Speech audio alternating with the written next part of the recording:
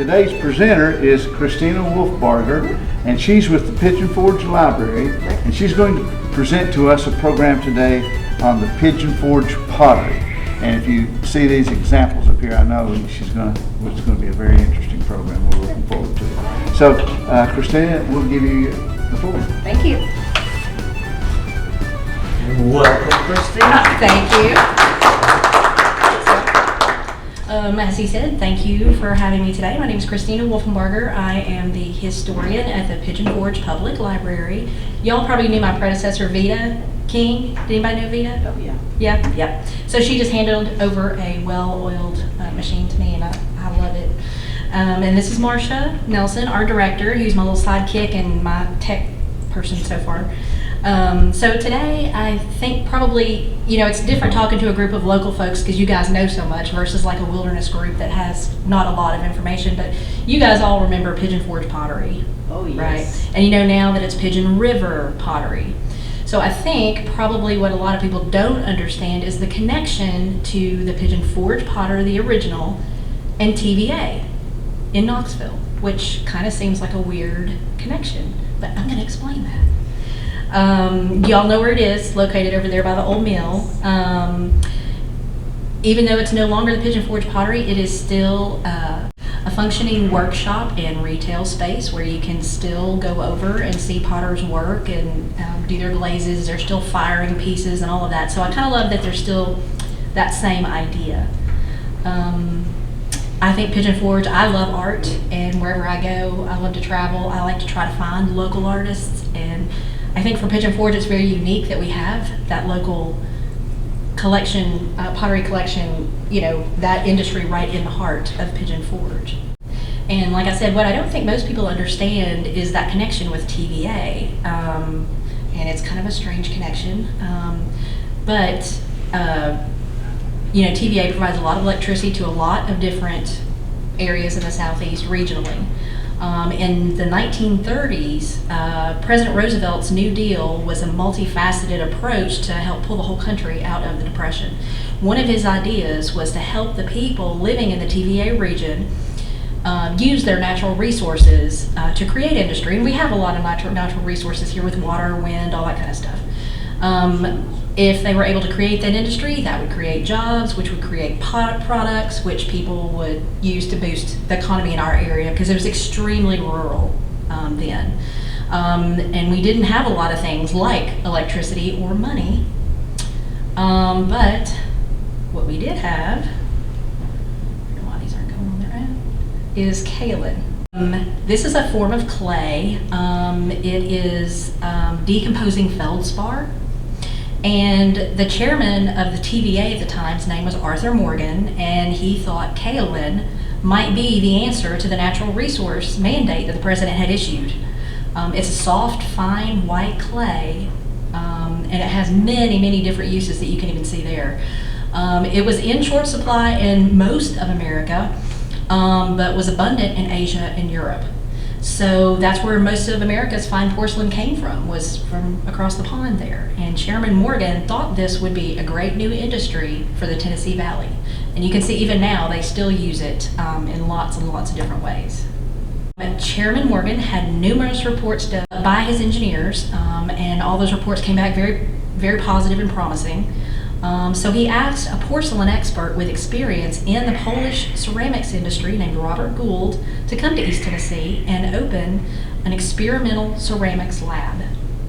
And it was decided that the lab would be in Norris, Tennessee. Mr. Gould, hired as the chief ceramics engineer, came along with that project. The goal was to use the kaolin again to fire and in the kilns and make a really fine porcelain with an excellent color. Hopefully establishing this new industry. TVA was here with Norris Dam was being built, so they were already providing cheap and accessible electricity. The Norris project was named after Nebraska Senator Senator George Norris.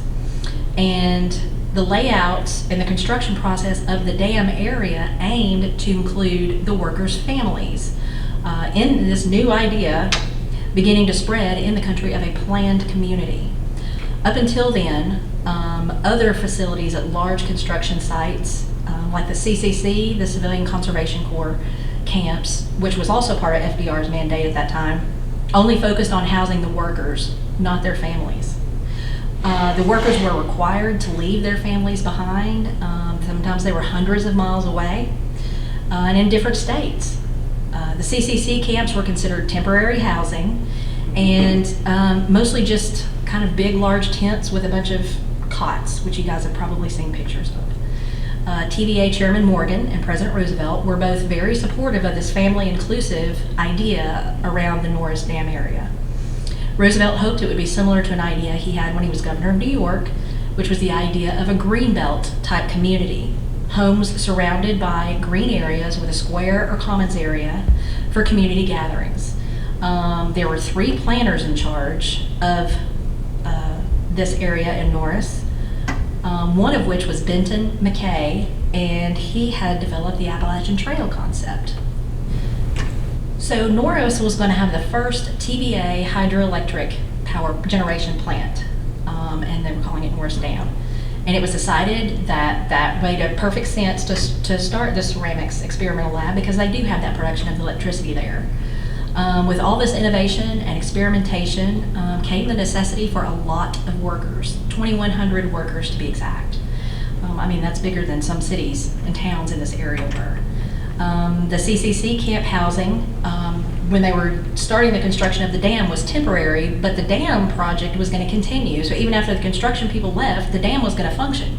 They weren't just building roads or pull-offs in the parks or tunnels and then leaving. So it was kind of a little bit of a different situation. It would continue the operation into the future, and so a more permanent solution was needed than just big, large tents with cots. And again, they were trying to be inclusive of families as well. You can see the planning of the town that was meant to allow it to be almost totally self-sufficient within itself. There's a doctor's office, a grocery store, there's banks, post office. They even created, the ceramics lab even created the dishes for the employees there, which I would love to find some of that if anybody knows anybody. So it was really, really quite self-sufficient. Okay. The town included separate dorms for men and women, as well as a cafeteria built for the dam construction crews. Employees did not have to travel far for church. There were 2 in town. So overall, the idea included keeping much of the green and natural landscape of the East Tennessee area, including 2,300 acres of creeks, hiking and biking trails, and other land for families to use and outdoor enthusiasts. The wood and the stone on the property were sourced locally, and any cinder blocks and wood shingles were produced right there on site. So it was really, really self-inclusive and self-supporting. So I think this one is the layouts of the 4-room house plan from 1934. So these were kind of the sketches of what they were going to use, and the first ones were ready to move into in 1935. So there's some finished homes there. You can see the 1-level cinder block homes sold for $3,700. And then you see on the other photo, the 8-room, 2-story white frame house sold for about $14,000. That's actually quite expensive. I don't have the numbers right in front of me, but I had looked those up, and it was not cheap for that time period. This photo is from the Baltimore Sun archives. You know, the ceramics lab was really kind of a new cutting edge kind of thing, and so they were kind of getting some coverage in other areas in the country, so the Baltimore Sun actually covered it. It is an unidentified potter in the Norris Experimental Lab, and the caption reads, "Molding a vase in the TVA's Experimental Ceramic Lab at Norris, Tennessee. The slip, or liquid clay, is poured into the plaster of Paris mold. The porous mold absorbs the moisture from the clay and adheres to the inside surface of the mold, leaving the film of partially dry clay still tucked to the inside walls. So when the 2 halves of the mold are separated, the film of clay remains intact and can be taken out, and it's dried at that point. TVA's experiments in producing high-grade dinnerware from all-American materials are proving highly successful. The findings from the Norris lab are made available to the trade, and eventually America will no longer have to import its china and porcelain from Europe and Japan." So So far, everything seems to be going really well. They're gaining acclaim. They've proven that East Tennessee is a great source for this. Just the ceramics lab alone at Norris was constructed at a cost of $23,252 then, which equals $500,000 now. So they were really sinking in some serious money. But in 1938, which wasn't much later than that last photo I just showed you from the newspaper, TVDA decided that the primary objective had been reached at the ceramics lab, which was to prove that the kaolin clay could be fired into fine porcelain. So they were like, good job, guys. We're going to close the lab. Instead of just like growing that with all these people here in this little town that's popped up, they just closed it. TVA Chairman Morgan also was dismissed right after this happened from the Washington. TVA owned and operated Norris until 1948, when Philadelphia investors purchased Norris, and a municipal government was set up in 1949, and as of the 2020 census, the population of Norris was 1,586. So finally, thanks for sticking with me through all this history, Norris and Pigeon Forge are going to connect right about here. While employed at the ceramics facility, one of their potters in the ceramics lab, Ernest Wilson, met a creative young graphic and clay artist named Doug Ferguson. Doug was born in 1912 and was the first of 4 children to D.G. and S.D. Ferguson in Possum Trot, North Carolina. So I'm sure I don't think that's really from the big city. I think he was a local country boy. In the fall of 1931, Doug Ferguson enrolled in Mars Hill College, which is now Mars Hill University, finishing his art degree in the spring of 1933. He had worked his way through high school and college by drawing class seals on raincoats, on their students' raincoats, and had managed to save up $10. So he was then headed for Tennessee and a job at Norris just as a laborer. He continued making extra money by drawing pinup girls for the workers for 25 cents.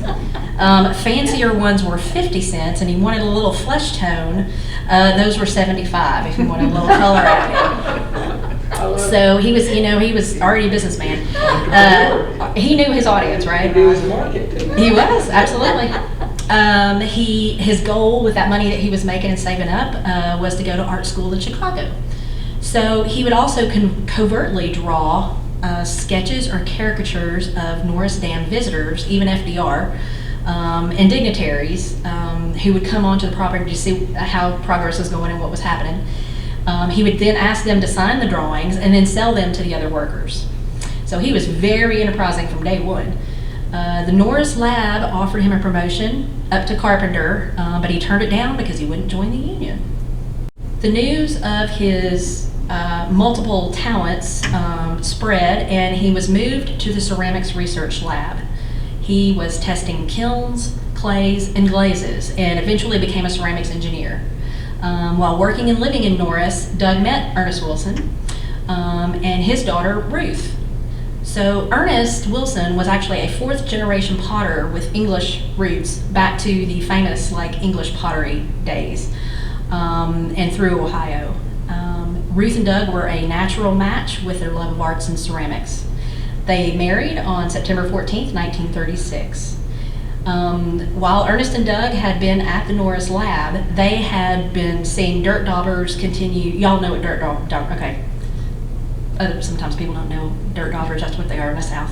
Dirt daubers built nests in different areas around the property, and they kept seeing, them go into these particular areas. So they just went and investigated one day, and they looked at the material that the dirt daubers were using to make their nests. You know how they do those little rows in the cracks of buildings or wood planks? They collected that muddy material. And this little graphic here is Doug's drawing of, it's appropriately called the potter's wasp. How that wasp does that, how they make the little hole and they put a bug in there and they seal that little hole up, and then when their offspring hatch, they have something to eat. So that material that they were making the little tunnels and the little pots out of was what they collected. And they found out that this was the same kind of, what the wasps wanted for their nests was the same clay that they wanted for a fine ceramic. And so it wasn't a huge surprise really when these creative people put their heads together and came up with a great business plan for their own pottery business. So you can see on the right there the 100-year-old barn that they found in Pigeon Forge to start that business. It took a while though. It took 11 years for Doug and Ruth to save up their money. Again, they were super enterprising people. They lived with another couple to save money. They grew a lot of their own food. They hunted bear for meat. They raised chickens, sold the eggs, sold the chicks, and raised bees to sell for honey. They found that old tobacco barn in Pigeon Forge across from the old mill, and had space enough for their business on the first floor, and then they had a second floor living area also. The Fergusons were still on a budget, opening up their own business, so they designed and built their own kilns. They dug up, tested, and mixed their own clay. One of their favorite areas was the Connor Heights area, right as you go onto the spur on the south end of Pigeon Forge, traffic light 10, back in Connor Heights. He discovered a red clay there that he called Pigeon Red, and that was one of their first clays that they kind of developed. So start to finish, it was 100% them, and they were very, very self-sufficient as well. So here's one of the very first Pigeon Forge pottery brochures around 1947-48. Ruth's dad, Ernest, was an integral part of getting the business off the ground and working as one of the artists. The Fergusons made sure the designs they created reflected the local flora and fauna of this area. But they were also very functional. There wasn't a lot of fluff back in the day. You had pottery or you had dishes, you used those dishes every day. So a sugar and cream teapot set with hand-painted dogwoods was one of the very first designs that they did. The pottery business continued to expand, so the Fergusons began to hire and train local residents as business grew and the need for help increased. The see it made by craftsmen type of, I call that a type of tourism, was already popular in Gatlinburg back in the day, when they had all the craftsmen on the parkway. And so really he was the only one doing that in Pigeon Forge. And it was a hit here too, in Pigeon Forge, just like it was in Gatlinburg. They also had a horse out front named Cyclone Jim. I think you can see his picture there. And he was a popular draw, so everybody wanted to come see Cyclone Jim. He even inspired poetry out of some of his fans there. So I'm going to read that little poem to you. His feet upon the way, steady and strong, his muscles play. He treads the circle of his day, the perfect artist, grinding clay. So that was written by Alice Noble in 1955 to Cyclone Jim. He now has a moonshine named after him. On the next one, we have some of the employees that were hired. They had to start using molds because they were just getting more and more volume, to be able to sell. Even when they started using those molds, the painting and the glazing was still all hand done, especially the dogwoods.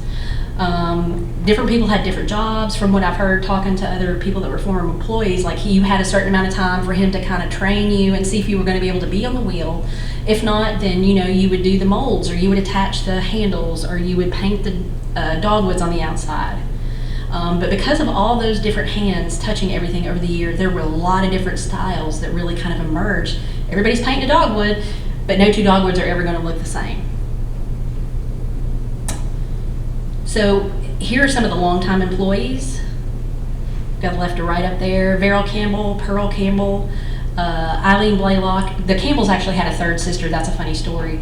They were like, we've got a third sister. She would really love to come work at the pottery. He's like, look, 2's okay, but I don't think I can handle 3. So the third sister did not come work at the pottery. Eileen Blaylock, which we know Ms. Blaylock, Harold Schultz, Ara Fox, Ruth Quarles, Luna Myers were all long-term employees. You can see in the bottom picture the way each artist would hand paint at their stations the items that were ready. You can really see the individuality of the potters in the different dogwoods. I think that's the best representation, because molds are going to come out the same, the shapes may be the same, but those dogwoods are just really telling, I think, and they're very individualized from all the potters, like I said. So I think that's a very nice touch that they all have. And most potters kind of have a philosophy of whether they want their art to be functional or purely artistic, and sometimes they never meet. But the Fergusons were smart, you know, they knew. They were very hands-on people, so while their stuff started out as functional, it's, you know, cream and sugar sets and jelly pots and teapots and pitchers, vases, mugs. They started to incorporate some new things. They realized that their bread and butter were tourists that were coming to visit. And, you know, we were already getting hundreds of thousands of people a year at that point. So they continued to expand their inventory from functional daily pieces to include decorative ones as well. So while they reflected the natural environment around them, they also realized, you know, those tourists want to see a bear, you know, and if they didn't see one in the park, then they could buy one at the pottery. They added the black bears in different sizes and poses, and mice, groundhogs, squirrels, foxes, owls, just all kinds of different animals. And over the years, collectors have begun collecting Pigeon Forge pottery, signed pieces. There are various signatures on the bottom from different artists over the years. That first one with the pink 5-line stamp is what they call it. That is one of the earlier pieces, probably in the 50s, late 40s, early mid 50s, because they stamped that on first. So if you have any of those pieces at home and you think, oh, well, it's not signed because it's stamped, that's not a bad thing. That just means it is one of the earlier pieces. So you can see we've got E. Wilson, which was Mr. Wilson, Ruth's father. We've got A. Husky, and of course D. Ferguson. The other thing to note about the D. Ferguson is he required that to be on all the other pieces if it wasn't signed by one of the artists. And the D. Ferguson could have been put on by anybody. Doesn't mean that he personally put it on there. They also would sign with whatever was around, a clay tool or a nail or a toothpick or whatever else. So there's just really a lot of, as much as things were the same, there was a lot of differences too in the different pieces. There were also pieces that were commissioned by different organizations or groups to memorialize an important event, or even to share the time the Fergusons and Wilsons spent at TVA. This photo actually is a plate from Fontana Dam, hand painted on it by DF, so that's a little different, but you know it's Doug Ferguson, and with copyright 1948 on the back. We have that piece in our collection as well, and those are pretty rare. He actually did a set. There's a Mount LeConte one in that set of plates, so there's several different designs there. Norris Dam and Mount LeConte as well, and then I think there's 2 more. The picture commemorated the 200th anniversary of the founding of UT Knoxville as Blount College in 1794. So in the 60s, a new gas-fired kiln was added to handle the increased business at the pottery. And as it gained popularity, that whole area of Pigeon Forge began to grow. Of course, the old mill was already there and had been there since 1830, and had been a centerpiece for that long of the town.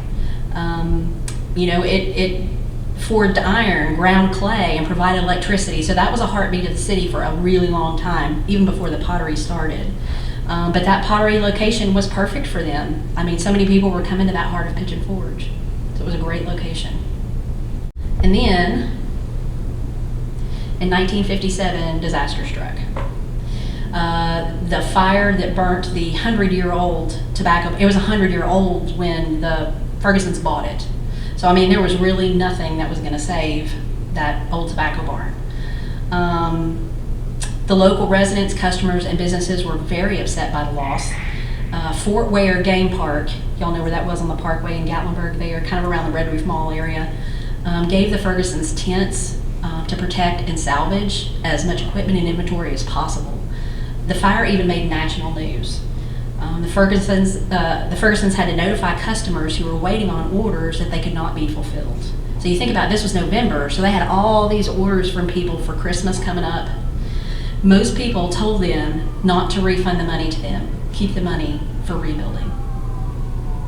And never once to rest on their laurels, the Fergusons immediately jumped back in to make plans to rebuild. So that fire was in November of 57, and this is January of 58. So they basically got through the holidays, jumped back in. Their family also was growing. Ultimately, they had 4 daughters. So they, you know, had kind of built this house next to them, which I'm sure you all know is Pottery House Cafe. That was actually built by the Fergusons. And that's what it kind of looked like when they when they still lived there. And it was an L shape to the pottery, so it was a very good location for them. Pigeon Forge incorporated and became a city in 1961 and set up its municipal government. The pottery's popularity grew with the city's popularity. I kind of think of them as kind of growing up together at the same time. Pigeon Forge chose to distinguish itself from Gatlinburg as a family-friendly destination full of things to do, with attractions such as Rebel Railroad, shows, and shopping for the whole family. Pigeon Forge Pottery continued to bring awareness to visitors of the local arts and crafts people. Most of the employees of Pigeon Forge Pottery felt like it was a family there, and many worked there for decades. A couple of the Ferguson's daughters did some pottery on their own, especially the youngest, Jane. And here we have some photos of family time and some family photos. There's a Christmas party in the 50s. There's some great stories I've heard of people whose parents worked there or their older sister or brother worked there, and they could go and just hang out after school. And Mr. Ferguson would give them lumps of clay that they weren't using anymore, and they could make stuff, and he'd fire little toys and little shapes and animals and stuff for them, whatever they wanted. He was just very inclusive of all the families, it seemed like. Because of the unique husband and wife team and the popularity and quality of the items being produced, Pigeon Forge Pottery gained local and first and then national exposure. So here we have Business Week, American Magazine, Chattanooga Times, the Yancey Record, and the Tennessee Mountain Crafts booklet, and of course our own Sevier County Republican. Recognition also came in the form of awards, including the 1982 Western North Carolina University Mountain Heritage Award, 2 awards from the Tennessee Arts and Crafts Festival in Nashville, and a life membership in Southern Highland Craft Guild in 1991, which Ferguson had joined in 1948, so he had already been there almost 50 years. Here you can see Mr. Ferguson holding a large eagle. We actually have one of those eagles in our collection at the library. It's a beautiful piece. We also have an Indian wedding vase, which I love. Is one of my favorite designs. I don't know that it was an original design to him, but I believe it's a Cherokee wedding vase, which is like this one here. So you have 2 vases that become one when they marry. They're 2 individuals that join. I love that. He was active in the local community as a member of the Gatlinburg Rotary, and he was appointed to the Regional Planning Commission in Pigeon Forge. He was busy in the Appalachian wider community by being on the board of the East Tennessee Automobile Association, a member of the Blue Ridge Parkway Association, and he helped with the Gatlinburg and Grandfather Mountain Highland Games. I mean, obviously with a name like Ferguson, he's going to be into the Highland Games. And he really loved them. They were especially important to him. He was on the board of the Clan Ferguson Society of North America. His Scottish heritage influenced some of his pieces, especially these next 2 that I'm getting ready to show you. That Celtic cross was a beautiful piece that they would put out every year in the pottery at Easter, and he would have that for 2 or 3 weeks every year. They would bring that out. This first installation piece, the Agnes McRae Morton Memorial, was at the Grandfather Mountain Highland Games, located in North Carolina. He went to Scotland. He photographed around 80 Celtic crosses for his part of the memorial. A Linville area master stonemason created the stone part. He also created a fountain for his alma mater, Mars Hill University. The 1982 installation and dedication of the fountain was another impressive large-scale piece, artfully thought out, created, and installed. Every detail was meant to evoke a feeling about the campus, the students, or life in Appalachia. The tiles were all quilt patterns. The blue color represented the youthful gaiety of campus, was his description, and the white is innocence and freedom. Mr. Ferguson said, quote, "The 6 small water flows on each side of the wall, with their beautiful and graceful arcs, give the fountain an elegant simplicity, without a feeling of effort on the part of man. To me, this is a symbol of the character of the students on the Mars Hill campus in springtime." The rendition of these quilting patterns were the greatest challenge to me. I wanted to give new meaning and new feeling to these old designs without losing the excellent quality they had already attained. Also at Mars Hill, he created a second mural as an interior piece called Heritage. Each section included items intrinsic to everyday life of Appalachian people, such as a wagon wheel, a buck saw, ox yoke, a basket, a butter mold, and a sunbonnet. So this is our case of Pigeon Forge Pottery at the library. And then another mural is one that we have at the library. I'm especially proud of this one. I know it's one of a kind. It's about 3 feet by 3 feet. It weighs at least a ton. But y'all are welcome to come by and see it. It's out in our lobby at the library, so please come see our collection there. And as my maintenance guys said about the mural, they are like, this isn't coming down until the building comes down. I'm like, yeah, okay, I got it. So we had been gifted this wonderful collection of over 100 pieces of Pigeon Forge pottery by a very generous donor, and he also had ties to TVA. So again, I encourage you to come by anytime and see our collection. Now, I think the best way to describe the Fergusons would be to use the words of famous Southern writer Wilma Dyke. She visited Pigeon Forge Pottery in 1962 and wrote the following. When you lift the smoothly worn black walnut latch on the heavy oak iron-hinged door, you enter a showroom of unique and beautiful objects created literally from the dust of the earth. And in adjoining rooms, you can watch the transformation from clay to collector's item if you wish.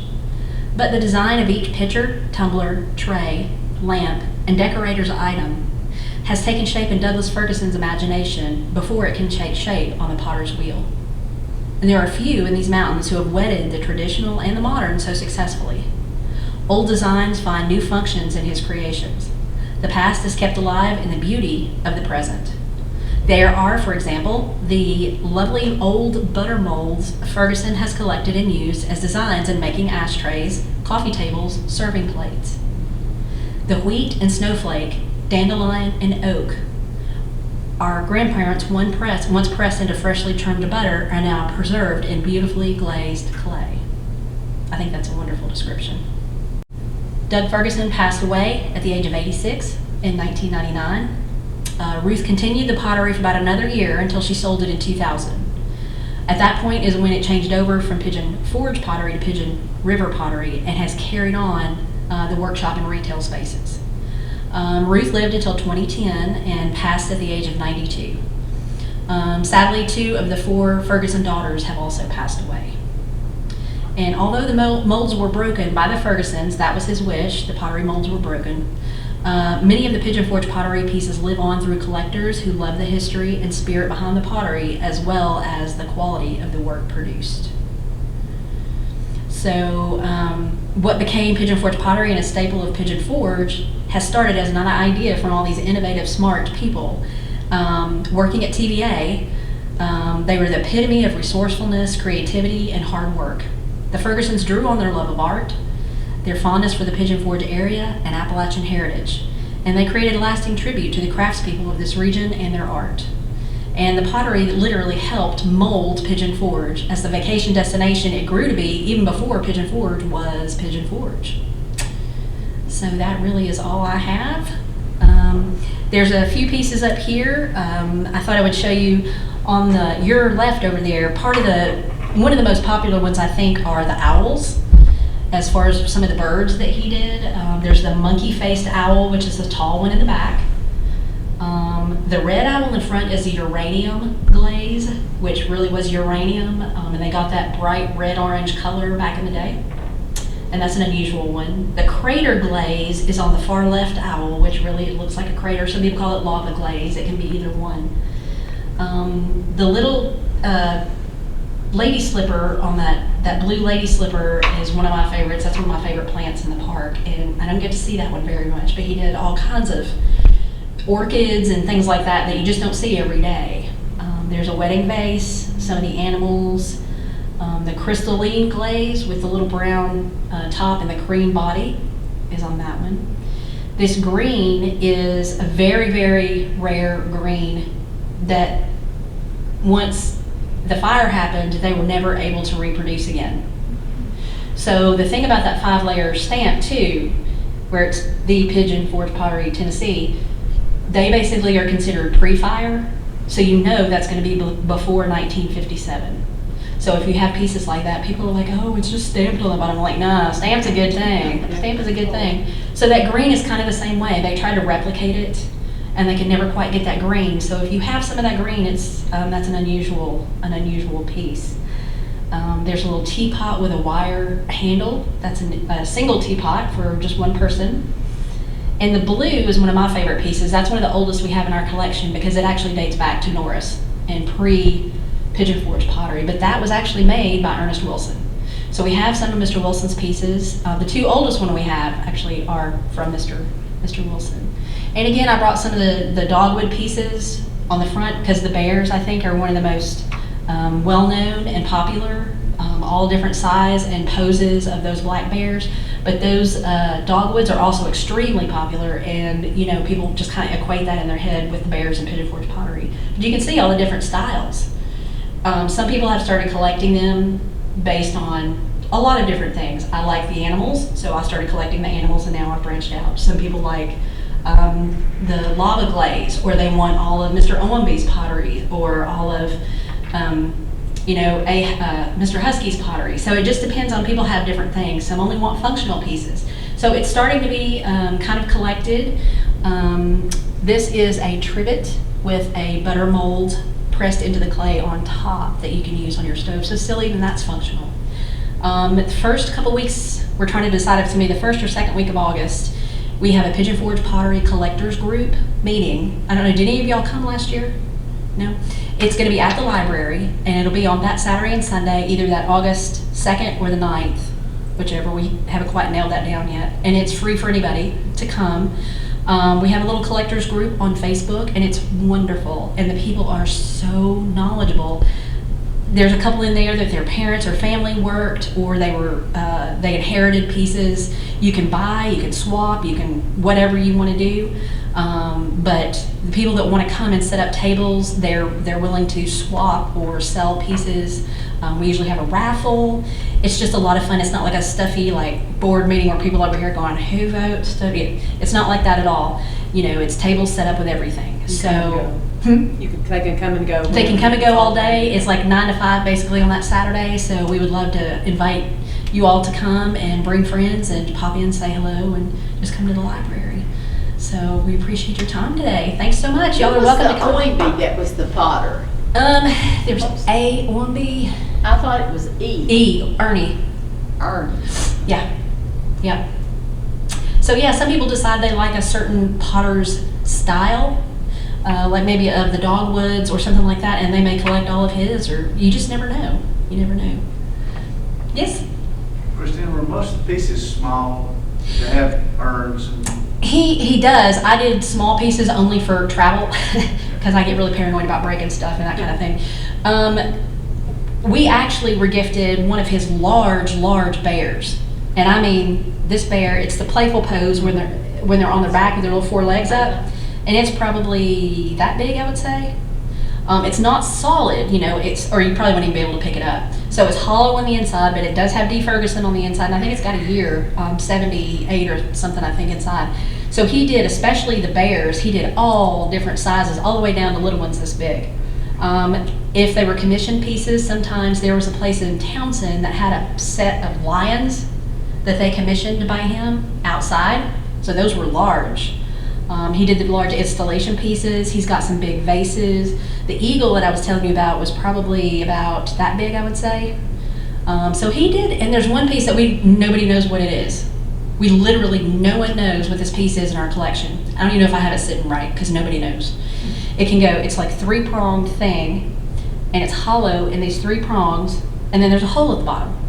So at first I was like, oh, you set a plant in there, because then the water would... Nobody knows. And if nobody in that collector's group knows, that means nobody knows. These people are so knowledgeable. So that's I think that was a one-off, maybe like a trial piece, like I'm going to try this design in the studio and fire it and see what happens. And maybe it just didn't go. I don't know. But it's a very unusual piece, and that one's pretty sizable too. It's about that big, I would say. Yeah. If you guys have any other questions, or you're welcome to come up and look at any pieces, we'll answer any questions we can. And I appreciate your help. I don't think you said it. That big, heavy piece we have that can never be moved, it's a sample of every one of his. Oh, correct. Yes. The big mural in the library that's where we understand that it is each one is a square tile of all his different glazes. And then he merged and made each one connected each one, put a framed it basically. And now it is attached to the wall, which is on top of a board, which is on top of a table. It isn't going anywhere. Well, anytime you want to come by, we'll be Yeah, please come on by anytime. Yeah. Go back to the Norris pottery. Yes. How was that pottery marked? The kind that was used for the workers for their plates and dishes? I have never seen Norris dinnerware. I have never seen that, so I have no Well, idea. I looked it up. It showed some of it on in the Yeah. pictures, but I have no idea. The gentleman who gave us our collection was a TVA person. He was a career TVA, like 25, 30 years, something like that. And when he found out the Pigeon Forge Pottery connection, that's when he started collecting 20-something years ago. He has gone back to Norris. There's a little museum over there, and we really need to go. It's gorgeous. That's what I've heard. It's a Oh. really nice museum. They've got it displayed. And they have a historian over there. She was very helpful to me when I've asked her questions, so I should find the answer to that and see how they're Are you marked. talking about the Lenore? No, it's Norris. There's a Norris Historical Society, but then Norris, at the Norris facility, actually does have a little, I'm talking about the Lenore. The Lenore Museum. Yes. The Lenore Going into Museum. the park. Yes. Yeah. Oh, that is amazing. Is it nice? I don't- Yeah. Have you thought, did John Rice Irwin have any in his collection? That I don't know. I do not And everything know. else. Yeah, it's true. That's very You true. wouldn't have found that out. Yeah. Yeah. I would love to find some of their plates at Norris, because that would even predate, Pigeon Forge Pottery. But it doesn't mean that Mr. Ferguson wasn't involved in that either. And Ernest Wilson certainly was, I think. So that's a good question. I don't know if there's a stamp or something on the back. The plates that Mr. Ferguson did were specifically by him to remember those early years. So those are all him with the DF and that kind of thing. So, but you can see he could draw, since he started out as a graphic artist. He could draw like the dam and everything. The other one of the ones I'd really like us to have at the library is the LeConte, because there's a cabin that he drew on with the blue ink and the white glaze. So I would like to find that one for the library sometime. But I think that's it. You guys are welcome to come up and touch the pottery. I feel like he wanted you to use it. He wanted it to be used all the time. So come on up and Thank you so much. Hey,